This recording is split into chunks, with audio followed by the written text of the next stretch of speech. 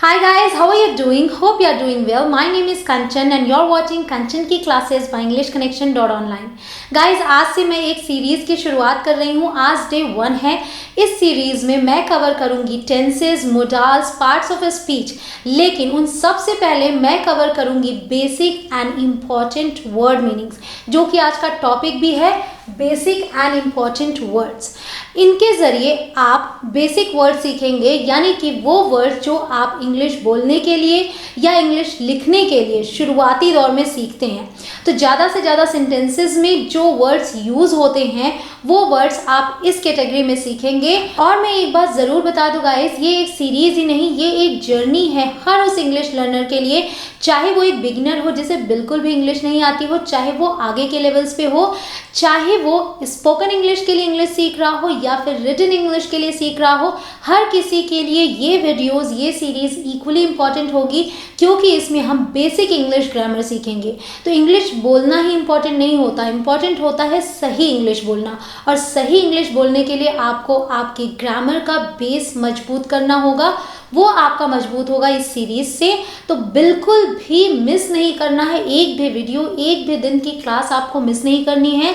Day wise आप classes इसमें पाएंगे, वीडियोस इसमें पाएंगे. तो सारे के सारे वीडियोस आपको देखने होंगे और एक प्रॉमिस ज़रूर करना होगा कि जो भी वीडियो आप देखें उसे शुरू से लेकर अंत तक देखें, क्योंकि मैं हर वीडियोस में जो भी वर्ड्स, जो भी चीज़ें बताऊंगी उनके एग्जाम्पल्स के साथ उन्हें मैं अच्छे से डिफाइन भी करूंगी और पूरी कोशिश करूंगी कि सरल शब्दों में आप तक अपनी बात को पहुंचा सकूं और आपके लिए वो कॉन्सेप्ट उस एक ही वीडियो में क्लियर हो जाए. तो बिना समय गंवाए आज शुरुआत करते हैं इस सीरीज़ का डे 1 के साथ. Let's begin.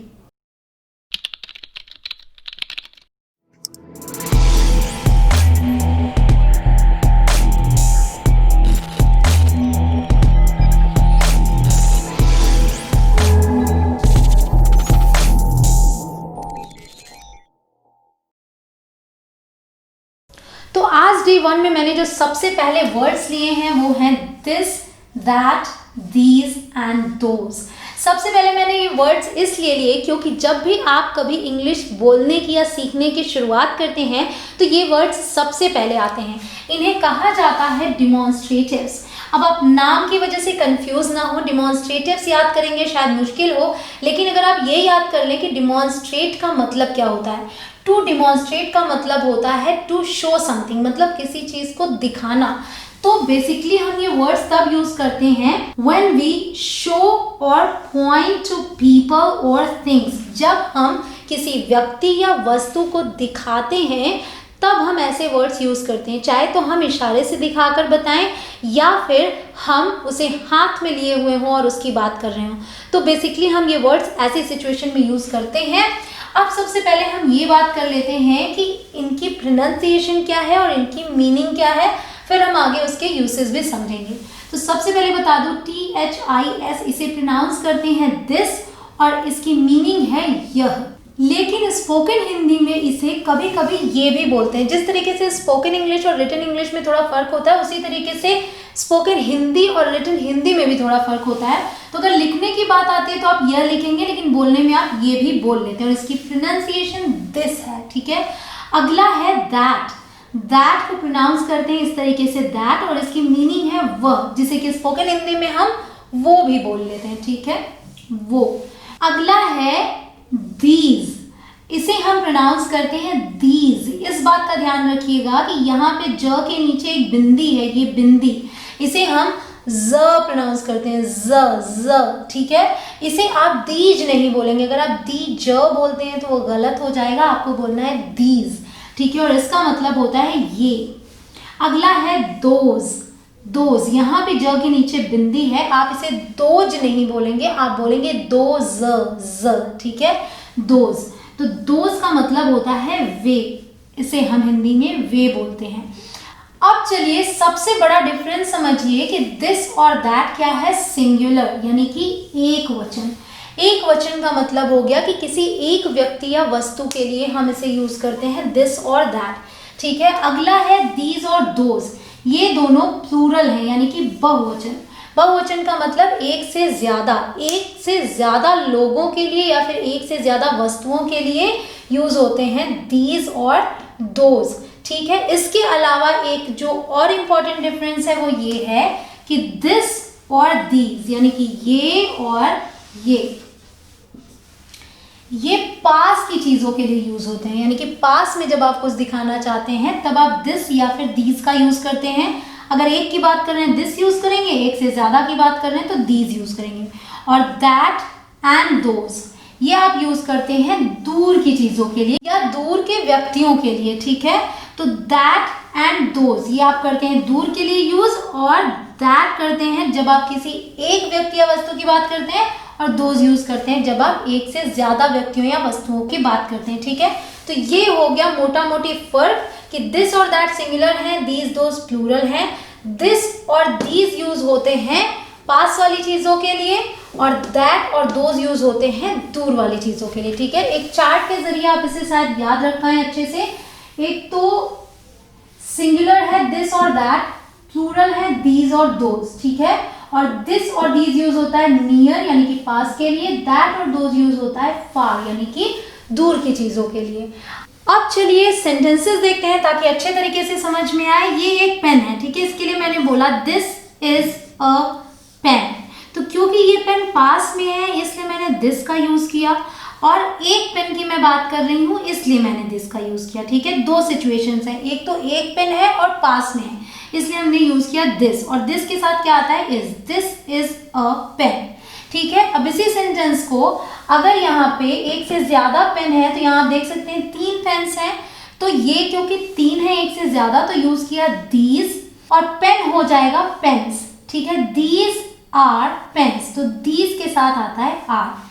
ये सब ध्यान दीजिएगा कि दिस के साथ इज आया, दीज के साथ आर आया, इज आता है सिंगुलर के साथ, आर आता है प्लूरल के साथ, ठीक है। अब अगला है that, that is a girl, तो ये गर्ल है जो कि थोड़ी दूर है, तो इसके लिए हमने क्या यूज किया दैट, और लड़की एक ही है, एक गर्ल है, तो इसके लिए हमने यूज किया दैट। तो एक लड़की है और दूर है इसलिए दैट यूज किया, दैट इज अ गर्ल, वह एक लड़की है।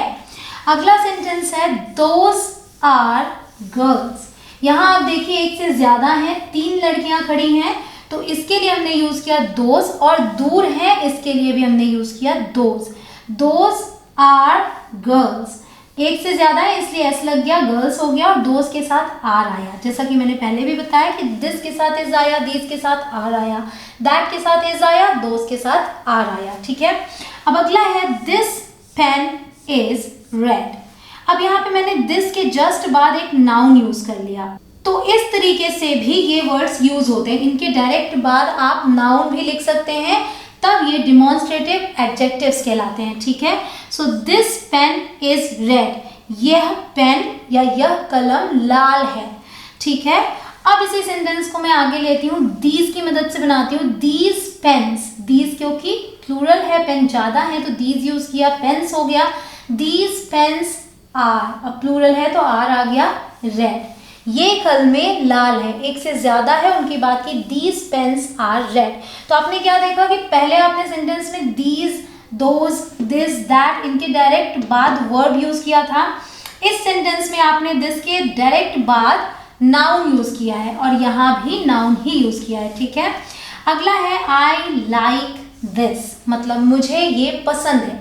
यहाँ पे आपने किसी नाउन का जिक्र नहीं किया, तो यहाँ पे ये खुद अकेले ही यूज हुए हैं। इसका एक रीजन है, यहाँ पे मैंने अगर बोला I like this, that means कि सुनने वाले को भी पता है कि मैं किस बारे में बात कर रही हूँ। मे बी मेरे हाथ में वो चीज़ हो, आई लाइक दिस दिखा के मैं बोल रही हूँ, या फिर मैं कोई ऐसी चीज़ के बारे में बात कर रही हूँ जिसके बारे में मुझे पता है कि उसे पता है, यानी कि उस बारे में पहले से बात हो रही है, ठीक है। इसलिए आई लाइक दिस इस तरीके से भी आप यूज कर सकते हैं।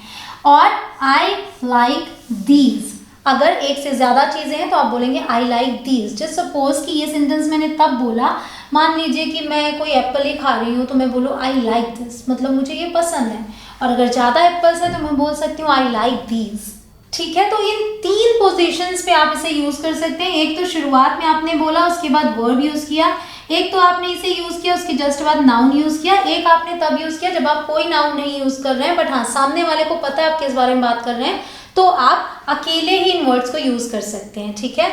अब एक और कंडीशन आपको बता दूं जहाँ यूज़ होता है, वो है ये व्हेन यू इंट्रोड्यूस समवन, ठीक है, जब आप किसी को किसी से इंट्रोड्यूस कराते हैं, जस्ट सपोज आप किसी पार्टी में हैं और आप किसी से मिलते हैं और आपके साथ आपका फ्रेंड है, नाम है रोहन, तो आप उसे कैसे इंट्रोड्यूस कराएंगे? आप बोलेंगे this is my friend Rohan, ये मेरा दोस्त रोहन है। या फिर आप इस तरीके से भी बोलते हैं hello mister Gupta, this is my friend Rohan. और अगर एक से ज़्यादा लोग हैं तो आप दीज का यूज़ करेंगे। वो सेंटेंस है these are my friends Rohan and Meera. Hello mister Gupta, these are my friends Rohan and Meera. एक बात का ध्यान रखिएगा कि आप इस तरीके से नहीं बोल सकते these are Rohan and Meera. These are my friends बोला है तब आप बोल सकते हैं these are my friends Rohan and Meera. या फिर आप अगर अलग अलग बताना चाहते हैं तो आप बोल सकते हैं this is Rohan and this is Meera. ठीक है, इस तरीके से आप सेंटेंसेस बनाएंगे। तो जब आप किसी को इंट्रोड्यूस कराते हैं तब आप ये यूज़ करते हैं। और मान लीजिए आप किसी को पॉइंट ही कर रहे हैं कि दैट इज़ रोहन, वो रोहन है, तब भी आप ऐसे यूज़ करते हैं। या दोज आर माई फ्रेंड्स, वो मेरे दोस्त हैं, आप किसी को दिखा रहे हैं। ठीक है, एक और कंडीशन ऑन टेलीफोन, जब आप टेलीफोन पे बात करते हैं तब भी आप दिस दैट का यूज़ करते हैं। जैसे कि मान लीजिए मैंने कहीं कॉल किया और मैंने बोला hello this is Kanchan, hello मैं कंचन हूँ। ठीक है, हेलो दिस इज़ कंचन। अगला सेंटेंस है इज़ दैट मीरा, क्या तुम मीरा हो? तो डायरेक्ट इस तरीके से हम फ़ोन पे नहीं बोलते आर यू मीरा, आप बोलेंगे इज़ दैट मीरा, क्या आप मीरा हैं, यानी कि क्या आप मीरा बात कर रही हैं। तो इस तरीके से आप दिस दैट का यूज़ करते हैं। दिस दैट दीज दोज बहुत ही इंपॉर्टेंट वर्ड्स हैं, इनके बारे में जानना आपके लिए बहुत ज़रूरी था। अभी आप आगे और भी वर्ड सीखेंगे। अभी हम उन्हीं सेंटेंसेस की प्रैक्टिस कर रहे हैं जो सिंपल सेंटेंसेस है, क्योंकि अभी मैंने आपको सेंटेंसेस फॉर्म करना नहीं बताया है। टेंसेस में अभी हम नहीं गए हैं, जो हम आगे की वीडियोस में सीखेंगे। इसलिए सिंपल सेंटेंसेस के जरिए, सिंपल वर्ड्स के जरिए आपको इंग्लिश सिखाने की कोशिश कर रही हूँ। अभी आप ले लीजिए एक स्क्रीनशॉट, मैं लेकर आती हूँ कुछ और वर्ड्स।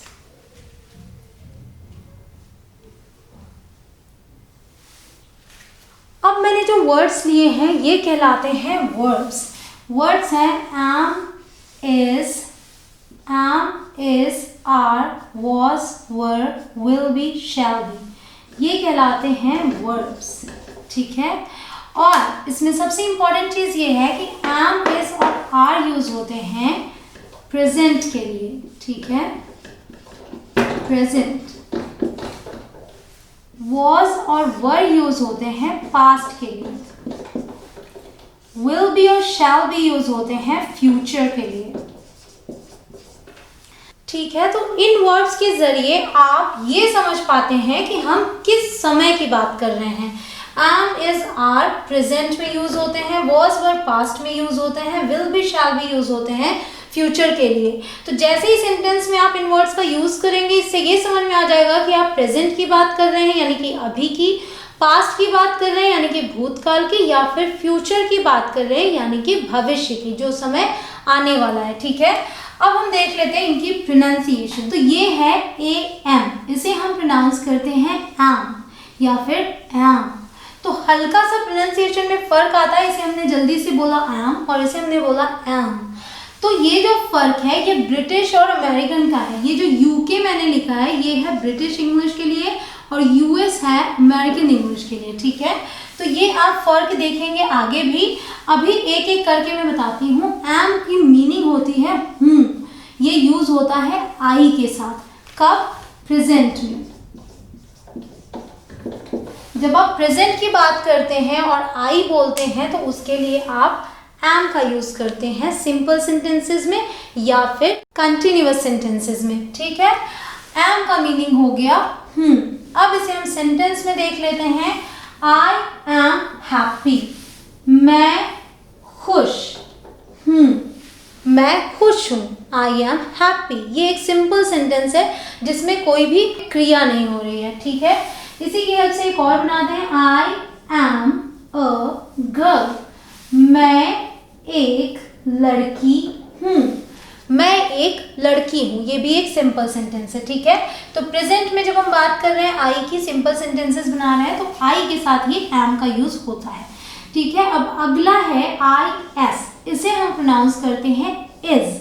ध्यान रखिएगा ज के नीचे बिंदी है, क्या बोलेंगे? ज, इज। इसे हम इज नहीं बोलेंगे। ठीक है, इसे हम बोलेंगे इज। इसका मतलब होता है और ये यूज होता है एक वचन के साथ, यानी कि किसी एक व्यक्ति या वस्तु के साथ यू को छोड़कर। ये एक अपवाद है, यू सिंगुलर के लिए भी यूज होता है और अगर एक से ज्यादा लोग हैं तो भी हम अगर उन्हें आप कह के संबोधित कर रहे हैं तो यू का ही यूज करते हैं। तो यू सिंगुलर भी है, प्लूरल भी है। तो यू के साथ सिंगुलर वर्ड नहीं आती, यू के साथ आर आता है, ठीक है, वो आप आगे सीखेंगे। अभी हम ये ध्यान देते हैं कि इज हम सभी एक वचन नाउन्स के साथ यूज करते हैं, यानी कि ही, शी, इट के साथ, किसी के नाम के साथ, लेकिन यू के साथ नहीं करते हैं, भले ही यू सिंगुलर हो, हम किसी एक इंसान की बात कर रहे हो, ठीक है। एग्जाम्पल देखते हैं, शी इज गुड, वह अच्छी है, ठीक है। या फिर ही इज रोहन, ही यानी कि लड़के की बात थी, वह रोहन है। या फिर रोहन इज हंग्री, हंग्री मतलब कि भूखा, रोहन भूखा है, रोहन इज हंग्री। तो इस तरीके से आपने इसका यूज किया। ये भी सिंपल सेंटेंसेस हैं जिसमें कि कोई भी क्रिया नहीं हो रही है, ठीक है। अब अगला देखते हैं ARE, इसे हम प्रोनाउंस करते हैं आ या फिर आर। फर्क क्या है? वही ब्रिटिश और अमेरिकन का। यूजुअली ब्रिटिश इंग्लिश में र प्रोनाउंस नहीं किया जाता, तो यहाँ पे आर नहीं बोलेंगे, यहाँ पे आर साइलेंट होगा और आ को थोड़ा खींच के बोलेंगे, आ, ठीक है। और वही अमेरिकन इंग्लिश में र प्रॉपर्ली प्रोनाउंस किया जाता है तो क्या बोलेंगे? आर, ठीक है। इसका मतलब होता है हैं बोल दिया, जैसे हम हिंदी में बोलते हैं वे आ रहे हैं, तो है हम तब यूज करते हैं जब हम एक से ज्यादा लोगों की बात करते हैं, ठीक है। तो बहुवचन के साथ, प्लूरल के साथ हम यूज करते हैं आर, लेकिन यू के साथ भी हम आर यूज करते हैं। तो यू सिंगुलर हो या प्लूरल हो, प्रेजेंट में हम आर यूज करते हैं उसके साथ, ठीक है। एग्जाम्पल्स हैं, दे आर नॉट गुड, वे अच्छे नहीं हैं, वे अच्छे नहीं हैं। Next sentence is my friends are there, my friends यानी कि एक से ज्यादा लोग, एस लगा हुआ है, मेरे दोस्त एक से ज्यादा है, मेरे दोस्त वहाँ हैं, माई फ्रेंड्स आर देयर, ठीक है। अब अगला है WAS, इसे पढ़ेंगे was या फिर was, ठीक है। दो प्रोनाउंसिएशन, एक को हल्का सा ऑ करके जल्दी से बोलेंगे was और दूसरा was, ठीक है। फर्क क्या है? was हम बोलते हैं ब्रिटिश इंग्लिश में, was हम बोलते हैं अमेरिकन में, ठीक है। इसका मतलब होता है था, एक वचन के साथ यूज होता है। और यहाँ भी यू, अगर एक वचन की हम बात कर रहे हैं किसी एक इंसान की, तो भी हम यू के साथ was का यूज नहीं करते, ठीक है। तो यू को छोड़कर और सभी एक वचन के साथ was का यूज होता है। एग्जाम्पल्स हैं, I was with him, मैं उसके साथ था, मैं उसके साथ था। अगला सेंटेंस देखते हैं, she was here, वह यहाँ थी, ठीक है। तो यहाँ पे मैं था के साथ थी भी लिख सकती हूँ, क्योंकि अगर लड़की के लिए यूज होगा तो थी हो जाएगा इसका मतलब। she was here, वह यहाँ थी, ठीक है। यू के साथ हम was नहीं यूज कर सकते। अब आगे देखिए, वो है WERE, इसे बहुत लोग वेयर प्रोनाउंस करते हैं, जो कि गलत है। इसकी सही प्रोनाउंसिएशन है वर या फिर व को थोड़ा खींच के बोलेंगे, र का साउंड नहीं आएगा, व ब्रिटिश इंग्लिश में। अमेरिकन में र प्रॉपर बोलेंगे और बोलेंगे वर, ठीक है। सो इसकी मीनिंग होती है थे, और ये यूज होता है बहुवचन के साथ और यू के साथ भी। तो अगर हम सिर्फ एक व्यक्ति की बात कर रहे हैं यू करके, या फिर एक से ज्यादा व्यक्तियों की बात कर रहे हैं यू करके, तो भी हम उनके साथ वर ही यूज करेंगे, ठीक है। एग्जाम्पल है, दे वर नॉट देयर, वे वहाँ नहीं थे, वे वहाँ नहीं थे, ठीक है। अगला सेंटेंस है, यू वर देयर, तुम वहाँ थे। तो वर आपने देखा यू के बाद भी आया, ठीक है। यू वर सैड, तुम दुखी थे। तो आपने देखा कि था, थी, थे, यानी कि पास्ट की बात, भूतकाल की बात की, तो हमने क्या यूज किया, वॉज और वर। और हूँ, है, हैं, ये प्रेजेंट की बात की तो हमने क्या यूज किया, am, is, are. Simple sentences बनाने के लिए, इंग्लिश बोलने की शुरुआत करने के लिए ये वर्ड्स बहुत ही ज्यादा इंपॉर्टेंट हैं। अब अगला है WILL, विल बी। इसे क्या पढ़ेंगे, विल बी। इसकी मीनिंग है होगा, होगी या होंगे। होगा यूज होगा लड़के के लिए, होगी यूज होगा लड़की के लिए, और होंगे यूज होगा एक से ज्यादा लोगों के लिए, ठीक है। और ये यूज होते हैं सब के साथ, यानी कि I, we, you, they, he, she, it, सब के साथ आप विल का यूज कर सकते हैं।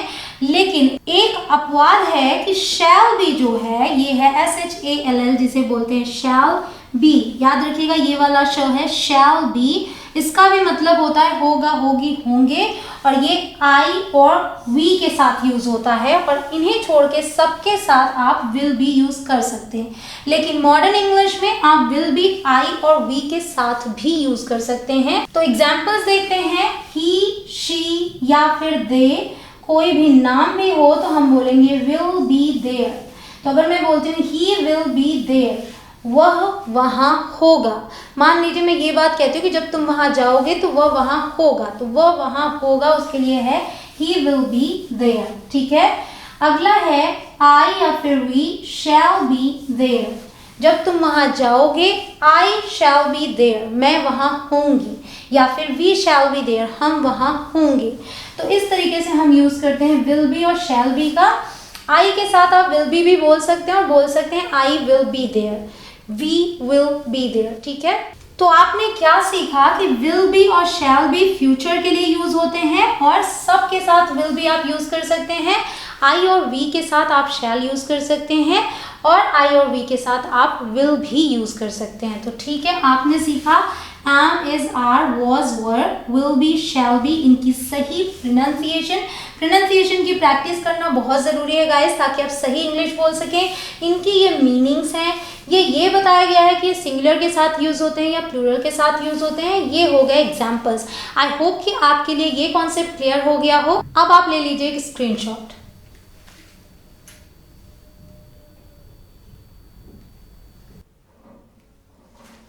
Alright guys, it's all for today. I hope कि आज का ये लेसन डे 1 आपके लिए यूजफुल रहा हो, एंड आई एम श्योर कि आपको ये सारे वर्ड्स अब अच्छे तरीके से समझ में आ गए हों।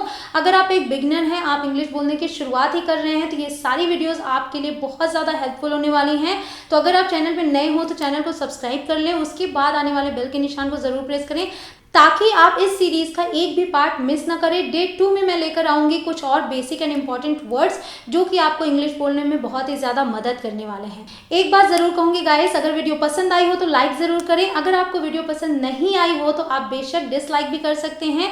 इस वीडियो में जो सेंटेंस आपको सबसे ज़्यादा अच्छा लगा हो या फिर जो वर्ड आपको सबसे ज़्यादा अच्छा लगा हो वो कॉमेंट में लिख के ज़रूर बताइएगा, वो मेरे लिए प्रेरणा का काम करते हैं। फिर मिलूंगी आपसे डे 2 में कुछ और नए वर्ड्स के साथ। तब तक के लिए बाय बाय।